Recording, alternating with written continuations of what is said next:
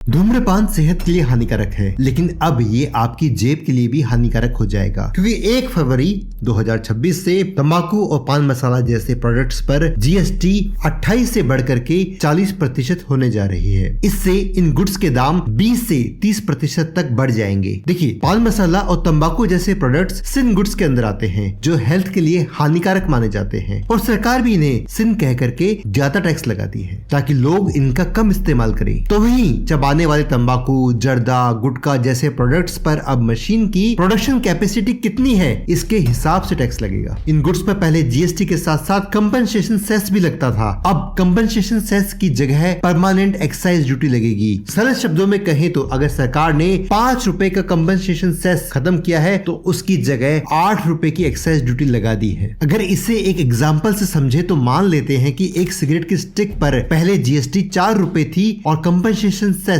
2 रुपए लगता था, तो टोटल टैक्स 6 रुपए हो जाता था। लेकिन अब 2 रुपए का कंपनसेशन सेस तो खत्म कर दिया है सरकार ने, लेकिन 4 रुपए की नई एक्साइज ड्यूटी लगा दी है, जिससे कुल टैक्स अब 8 रुपए हो गया है। हालांकि सिगरेट्स फरवरी से कितनी महंगी होगी अब ये उसकी लेंथ पर डिपेंड करेगा, न कि ब्रांड पर। देखो, भारत जो है वो चाइना के बाद में दूसरे नंबर का सबसे बड़ा तंबाकू कंज्यूमर है, और WHO के अनुसार भारत में करीब 26 करोड़ लोग टैबैको कंज्यूमर्स हैं, और उनमें से 10 करोड़ से ज्यादा लोग स्मोकर्स हैं। टैबैको कंजम्पशन से हर साल भारत में करीब 13.5 लाख लोगों की जान चली जाती है। तो वहीं नई टैक्स रेट इंप्लीमेंट किए जाने के बाद भी सिन गुड्स पर टोटल टैक्स 53% ही होगा, जो कि WHO की गाइडलाइन के हिसाब से 75% तक होना चाहिए। तो मुझे आप बताइए, क्या इससे इलीगल मार्केटिंग बढ़ेगी या सच में टैबैको कंज्यूमर्स घटेंगे?